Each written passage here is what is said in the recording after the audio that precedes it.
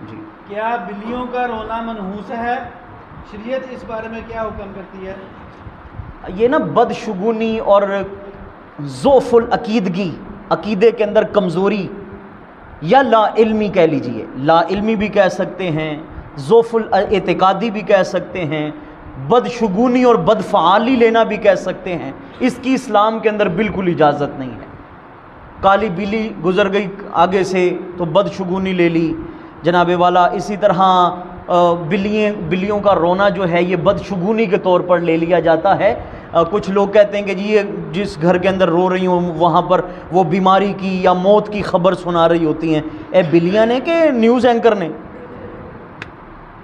جی یہ news anchor نہیں ہے، یہ بلیاں ہیں، یہ رو رہی ہیں، ان کو کوئی اپنی تکلیف، اپنی کوئی پرابلم ہوگی، انہیں روٹی نہ کھاتی ہوئے تو رو رہی ہوئے گی۔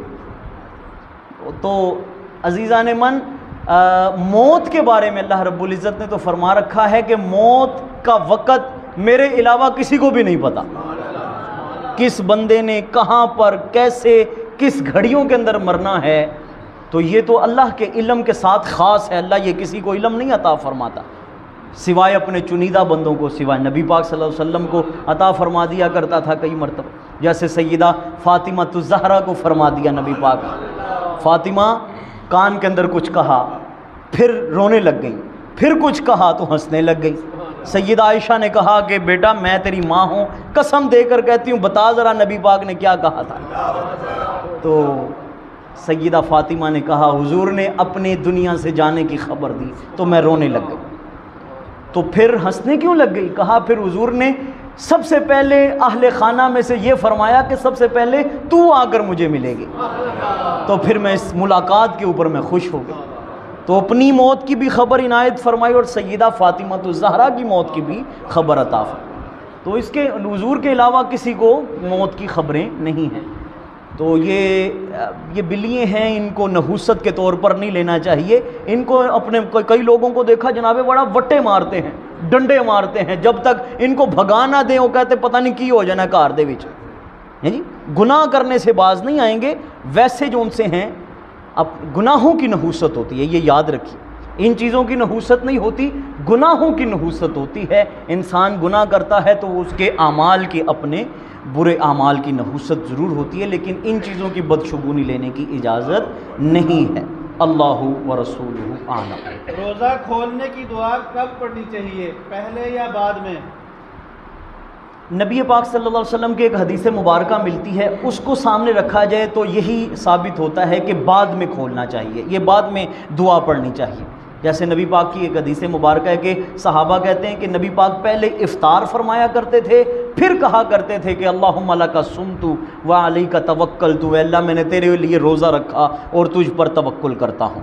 اور اس کے جو الفاظ ہیں نا اس دعا کے، یہ الفاظ بھی بتاتے ہیں کہ پہلے بسم اللہ پڑھ کے روزہ کھول لیجئے، بعد میں یہ دعا پڑھ لیجئے۔ جیسے کہا جاتا ہے اللہم انی لک صمت، اے اللہ میں نے تیرے لیے روزہ رکھا، آگے وبک آمنت، تجھ پر ایمان رکھتا ہوں، آگے وعلیک توکلت، اور تجھی پر بھروسہ رکھتا ہوں، وعلی رزقک افطرت، اور میں نے تیرے دیے ہوئے رزق سے افطار کیا۔ پاسٹ کا صیغہ ہے، ماضی کا، تو اس لیے پہلے بسم اللہ شریف پڑھ کر افطار کیجیے، بعد میں پڑھ لیجیے، اور وہ بعد میں پڑھنے کی زیادہ ثواب اور زیادہ دعا کی قبولیت اس جگہ پر آئی ہے۔ اللہ و رسول۔ نماز کی نیت کرنا بھول گیا، اس کے بارے میں کیا حکم ہے؟ اچھا، نیت جو ہوتی ہے نا اس کے مقصد دو ہوتے ہیں، عموماً دو مقصدوں کی وجہ سے نیت کی جاتی ہے۔ ایک تو مقصد یہ ہوتا ہے کہ انسان عادت سے عبادت کی طرف منتقل ہو جائے، عادت سے عبادت کی طرف منتقل، کھڑا ہوتے ہیں، ہم کھڑے ہیں، یہ کھڑا ہونا ہماری عادت ہے، اگر نیت کر لیں گے تو یہ کھڑا ہونا عبادت بن جائے گا۔ میں بیٹھا ہوں، اب میں یہ کچھ بول رہا ہوں، بولنا میری عادت ہے، اگر اسی عادت کے لیے میں تھوڑی سی نیت کر لوں دل کے اندر کہ اللہ تیری رضا کے لیے، تیرے رسول کی رضا کے لیے، تیرے دین کی تبلیغ کے لیے، لوگوں کی اصلاح کے لیے میں یہ کچھ بول رہا ہوں، یہ میری عادت عبادت کے اندر بدل جائے گی۔ سمجھ رہے ہیں نا آپ؟ تو یہ عادت کو عبادت کے اندر کنورٹ کرنے کے لیے نیت کی جاتی ہے. اور دوسرا مقصد بھی ہوتا ہے نیت کرنے کا کہ دو مختلف عبادات کے اندر فرق ڈالنے کے لیے نیت کی جاتی ہے. جیسے ظہر اور عصر کی نماز بالکل سیم ہے، 4 رکعتیں وہاں پر بھی 4 رکعتیں یہاں پر بھی، سیم جو چیزیں وہاں پر پڑھنی ہے ظہر میں سیم چیزیں آپ نے عصر میں پڑھنی ہیں. لیکن فرق کیا کریں گے، کیسے ڈالیں گے کہ دو عبادات یہ مختلف ہیں؟ وہ نیت آپ کی ڈالے گی. جیسے کسی کو 100 روپے دے دیا، 1000 روپے دے دیا، تھوڑا سا امیر کر دوں نا آپ کو، تو 1000 روپے دے دیا، تو اب یہ نیت بتائے گی کہ یہ فطرانہ دیا یا زکوٰۃ دی یا صدقہ دیا یا کسی کا قرض دینا تھا وہ دیا یا کسی کو قرض دیا. یہ آپ کی نیت جون سی ہے وہ بتاتی ہے. دو عملوں کے اندر فرق ڈالنے کے لیے نیت کی جاتی ہے. تو نیت جون سی ہے وہ زبان سے دہرانے کی ضرورت نہیں ہوتی، صرف دل کے اندر ارادہ ہو یہ نیت کافی ہوتی ہے.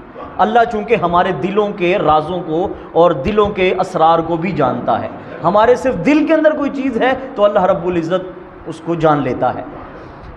اور اگر نماز کے لیے آپ آئے، نیت دل کے اندر ہے تو آپ نے باندھ لی، زبان سے نہیں کہی تو نماز ہو گئی. اگر دل کے اندر بھی نہیں ہے، آپ کو بالکل ہی خیال نہیں ہے کہ کون سی نماز پڑھنے کے لیے آیا ہوں، تو پھر نیت جو ہے وہ نماز کی شرط ہے. نیت نماز کی شرط ہے، اگر نیت نہیں تو پھر نماز بھی نہیں. تو لہٰذا اگر نیت ہے دل کے اندر، زبان سے نہیں بھی دہرایا تو کوئی بات نہیں، نماز ہو جائے گی آپ کی. اور اگر بالکل ہی نہیں پتہ، نہ زبان پر دہرایا نہ دل کے اندر وہ بات رہی، تو پھر براہ مہربانی اپنے آپ کو نیت کر کے، اپنے آپ کو حاضر کر کے اللہ کی بارگاہ کے اندر کھڑا ہو. اللہ و رسول عالم. جی، نماز میں کھانسی کا کیا حکم ہے، اور نماز میں کتنی آواز سے کھانسنے سے نماز ٹوٹ جاتی ہے؟ ہاں جی، یہ حافظ انیس صاحب نے کہا ذرا اچھے نال جواب دینا، تواڈے ابا جی دا سوال ہے گا. تو کھانسی جو ہے میرے عزیز، کھانسی کے بارے میں یہ مسئلہ ہے کہ اگر تو مجبوراً اور بیماری لگ گئی، کھانسی لگ گئی، تو جتنا مرضی کھانسیں، جتنا مرضی کھانسی آ رہی ہے، اس سے نماز کے اندر کوئی خلل، کوئی مذائقہ، کوئی حرج نہیں آتا، کوئی کراہت نہیں آتی. اور پھر دوسری تفصیل بھی آ جاتی ہے، کچھ لوگوں کی عادت ہوتی ہے کھنگارے لینا، ایویں مفت دینا، قرات کردہ پہ نا کچھ عادت کے طور پر یہ کھنگارے لیتا رہتا. یہ مکروہ کر دیتی ہے نماز کو، یہ عادت، یہ بالکل کرنے کی اجازت نہیں. پھر تیسرا ہے کچھ جان بوجھ کر کھانسی کرتا ہے اور 2 حرف بن جاتے ہیں، جیسے الف بھی بن گیا، ہا بھی بن گیا، بلا عذر بھی ہے، بغیر کسی وجہ کے، بیماری بھی نہیں ہے، بغیر کسی عذر کے جان بوجھ کر اگر کھانسی کرتا ہے اور 2 حرف بن جاتے ہیں، کم از کم 2 حرف زبان سے ادا ہو جاتے ہیں، تو سمجھیے نماز ٹوٹ گئی. کیونکہ نماز کے اندر غیر لفظ، جو نماز کا لفظ نہ ہو، دنیاوی لفظ ہو، وہ اگر 2 حرف سے بنا ہوا ہو، جیسے اف، اوہ، کوئی لفظ ایسا بن گیا، الف اور ہا بن گیا، الف اور فے بن گیا، تو سمجھیے اس سے نماز ٹوٹ جاتی ہے، نماز کا اعادہ کرنا ضروری ہوگا. اللہ و رسول اللہ. جی، قرآن میں انصاف کا بھی حکم ہے، ماں باپ سے اچھا سلوک کرنے کا بھی حکم ہے، اور اگر ماں باپ اور بیوی کی لڑائی میں ماں باپ غلط ہوں تب کیسے ان دونوں حکموں پر عمل کریں؟ بالکل ماں باپ کا حکم اللہ رب العزت نے انصاف کا، ان کے ساتھ خدمت کا، احسان کا اللہ نے جگہ جگہ پر حکم دیا. اور اسی طرح اللہ نے یہ بھی فرمایا کہ جب کوئی معاملہ پیش آئے تو انصاف کرو. تو انہوں نے بڑا نازک سا سوال اور بڑا ڈیپ والا سوال کہ جناب والا 2 حکموں کے اندر کیسے عمل کریں. تو میرے دوست، اس کے لیے ضروری ہے کہ دیکھیں کہ حق کس کا زیادہ ہے. حق کے اندر تو ماں باپ زیادہ ہے نا، حق کے اندر آگے ماں باپ ہے. اگر لوگوں کے اندر جھگڑا پہنچ گیا ہے نا، لوگوں کے سامنے، تو لوگوں کے سامنے ہمیشہ ماں باپ کو سچا کرنا ہے. بڈھی دے، ہر بڑی بڈھی دے پیچھے نہیں لگ جانا، انہوں پاویں کمرے چ لے جا کے اندر پیروں بھی ہاتھ لا کے معافی منگنی پوی تے منگ لو. انہوں کو پلیے لوکے میری جنت ہے گے نے، وہ تیرے بھی جدو بچے ہون گے انہوں واسطے تو بھی جنت ہوے گی. تے میری جنت انہاں دے نال ہیگی ہے تے میری جنت خراب نہ کر، انہوں جہنم نہ بنا۔ میں اگر انہاں دا ساتھ دیتا وے تے پاویں تو ہی حق تے ہی ہے، لیکن میں لوکاں دے سامنے انہاں نوں جھوٹا نہیں پا سکنا۔ تو لوگوں کے سامنے ماں باپ کو ہی ان کا ہی قد اوپر رکھنا ہے، ان کا ہی سر اونچا رکھنا ہے، اور کوشش یہی کی جائے، مشورہ یہی ہے کہ لوگوں کے سامنے ماں باپ کا اور بیوی کا فیصلہ نہ کیا جائے، بلکہ ان دونوں کو کبھی بھی ساتھ بٹھا کر بھی نہ ان دونوں کی بات سنی جائے۔ جتھے پانڈے ہوندے نے اتھے کھڑک دے نے۔ یہ ہمارے انڈونیشیا، یہ انڈو پاک کے اندر جو ہے نا، یہ جوائنٹ فیملی سسٹم جو ہے کہ جی نال ہی رہنا وے، پاویں روزانہ گتاں پٹیاں جان تے پاویں روزانہ پانڈے وجن تے روزانہ پاویں سر پاٹن، لیکن رہنا نال ہی ہے۔ یہ جوائنٹ فیملی کا جو سسٹم ہے یہ ہمارے ہاں، یہ پاکستان، انڈیا، یہ ان علاقوں کے اندر زیادہ روا، لیکن باہر اہل عرب کے اندر یہ کوئی چیز نہیں ہے۔ تو اگر ساتھ رہتے ہیں تو میرے دوست اس کے اندر بہترین خیال ہے کہ کبھی بھی فیصلہ دونوں کے درمیان ان کو سامنے بٹھا کر نہ کریں، ہمیشہ ماں کو علیحدہ سنیں، بیوی کو الگ سنیں، اور پھر دونوں کو پیار سے، ذرا محبت سے، جیسے وہ سیاست دان نہیں کرتے زرداری صاحب، ان صاحب کہنا پڑنا کیونکہ صدر ہے پاجی ہے جی 5 سال واسطے وہ تو سیٹ دے کیڑی چکی ہے، وزیر اعظم رگڑیا جاوے تو رگڑیا جاوے، میں نہ چکیا جاواں، یہو جہا سیاست دان۔ تو جناب والا ایسے رشتوں کے اندر سیاست دان والا کردار ادا کرنا چاہیے، نہ اس کو ناراض کیجیے نہ اس کو ناراض کیجیے، وہ آپ کی ماں ہے، وہ آپ کے بچوں کی ماں ہے۔ اللہ و رسول عالم۔ جی، آپ کے مسئلہ بتانے کے باوجود جو بچوں کو صفوں سے پیچھے کر دیتے ہیں ان کا کیا حکم ہے؟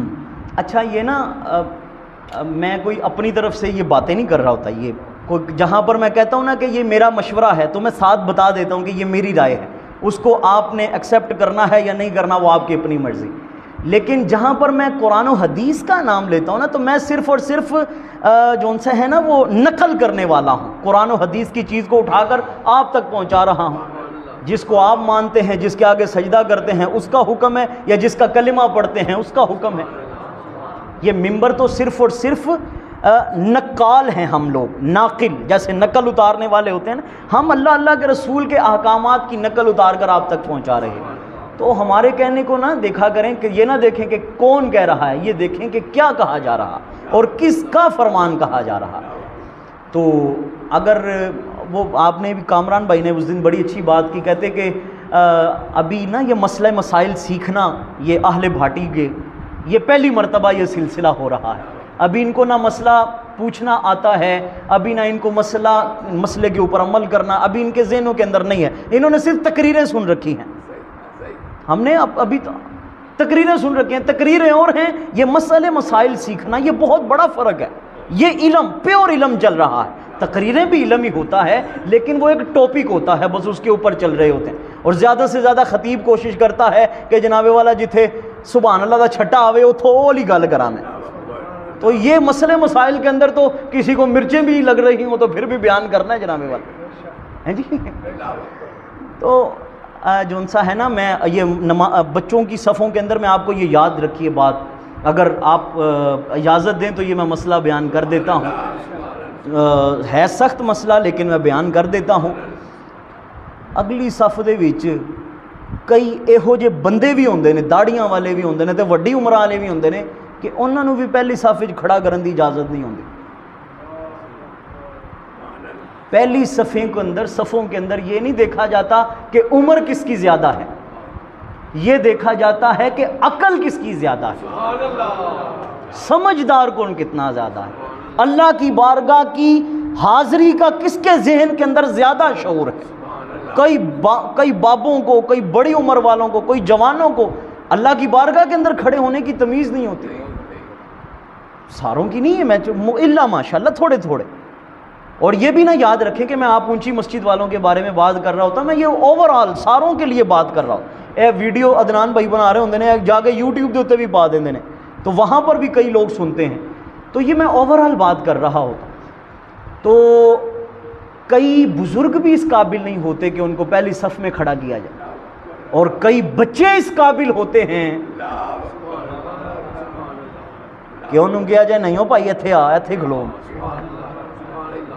اور جو بابا ادھر ادھر دیکھ رہا ہو اس کو اٹھا کر بچے کی جگہ پر کھڑا کیا جائے، اور جو بچہ شرم سے، خوف سے، اللہ کے ڈر سے سر نظریں جھکا کر سجدے کی جگہ پر رکھ کر ادب و احترام سے نماز پڑھا، اس کو کھڑا کر کے اس کو اٹھا کر بچے بوڑھے کی جگہ پر کھڑا کرنا چاہیے، پہلی صف میں چاہے کیوں نہ کھڑا کرنا۔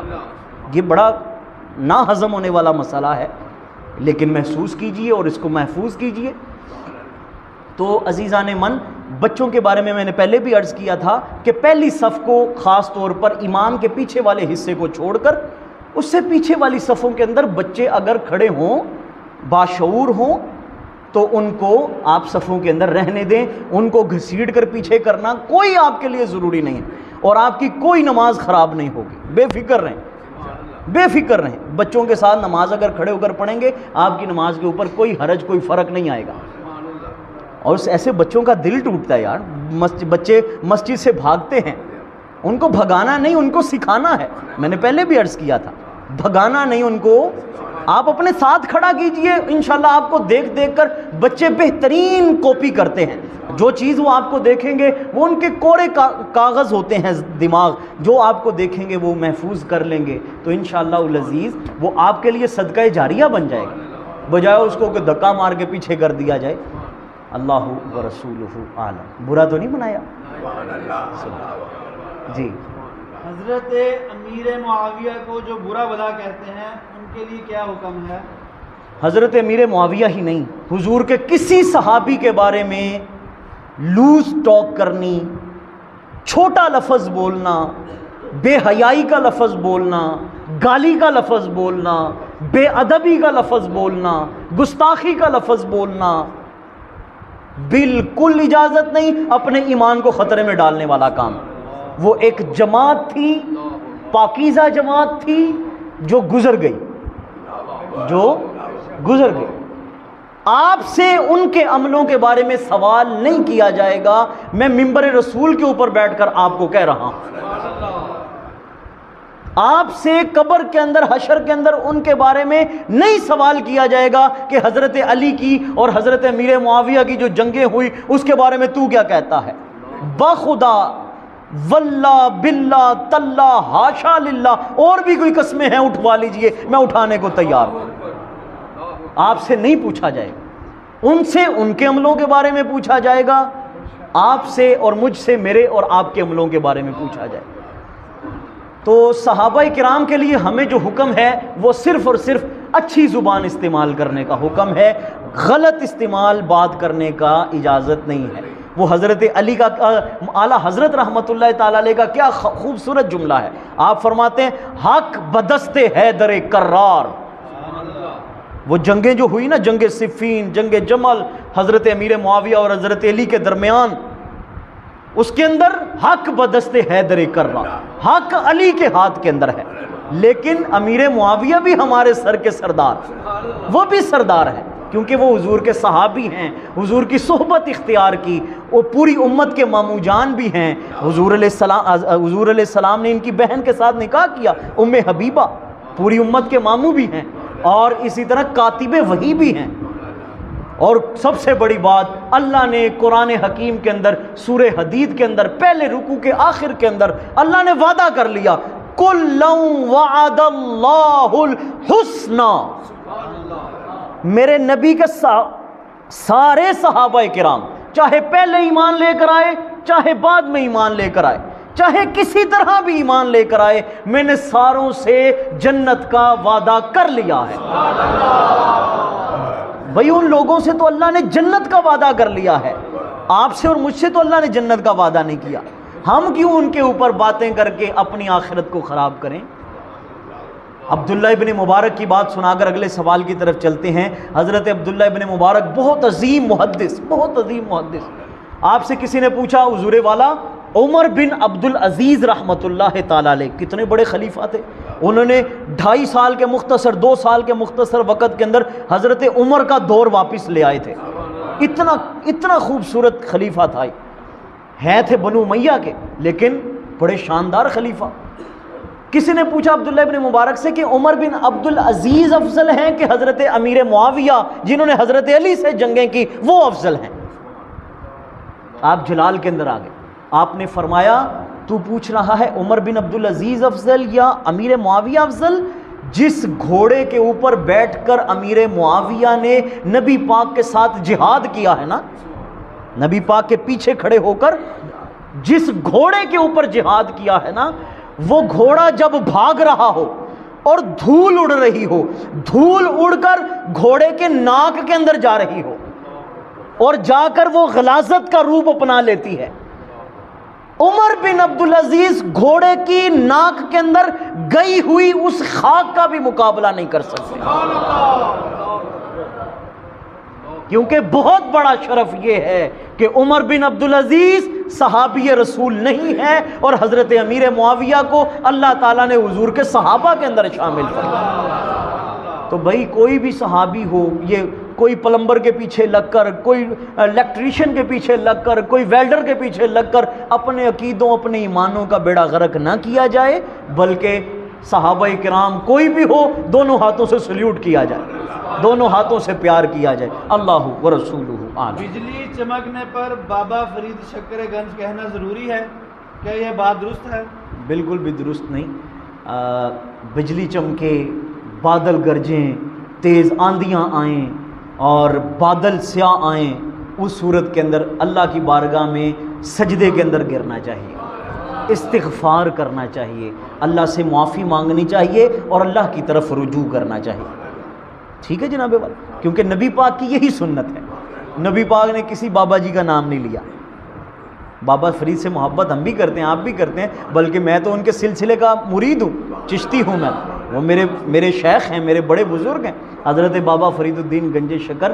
لیکن میں پھر بھی جناب والا حق بات یہی ہے کہ نبی پاک جب بادلوں کو، سیاہ بادلوں کو آتے ہوئے دیکھا کرتے تھے تو حضرت نبی پاک صلی اللہ علیہ وسلم کے چہرے کا رنگ متغیر ہو جاتا تھا اور حضور سہم جاتے تھے اور حضور علیہ السلام ایک خوف کی کیفیت کے اندر آ جاتے تھے اور نماز کی طرف رجوع کیا کرتے تھے اور استغفار کیا کرتے تھے۔ صحابہ کہتے یا رسول اللہ یہ تو بادل یہ اب برسیں گے، ابھی بارش ہوگی۔ حضور نے فرمایا تمہیں قوم احقاف نہیں نظر آتی، عاد کی قوم، انہوں نے بھی اسی طرح کہا تھا یہ جو بادل آ رہے ہیں یہ تو موسم سہانا ہونے لگا ہے، ابھی بارشیں برسیں گی، ابھی مزے آ جائیں گے، ابھی موسم سہانا ہو جائے گا۔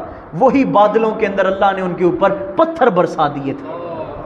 تو حضور جون سا ہے وہ اللہ کی طرف رجوع کیا کرتے تھے، تو ہمیں بھی اللہ ہی کی طرف رجوع کرنا چاہیے۔ کیونکہ یہ بات جو انہوں نے کی نا وہ میں سمجھ گیا کس انداز میں کی، کیونکہ ایک کرامت مشہور ہے بابا فرید کی کہ ہاں جی بابا فرید کی ایک کرامت مشہور ہے کہ جی آپ وضو کر رہے تھے، بجلی کڑکی تو آپ نے لوٹے کے اندر اس بجلی کو قید کر لیا۔ یہ کرامت ہے، پتہ نہیں سچی ہے، پتہ نہیں کیسی ہے، لیکن بہرحال ہم جو ہے وہ کریں گے جو نبی پاک کا عمل مبارک ہے۔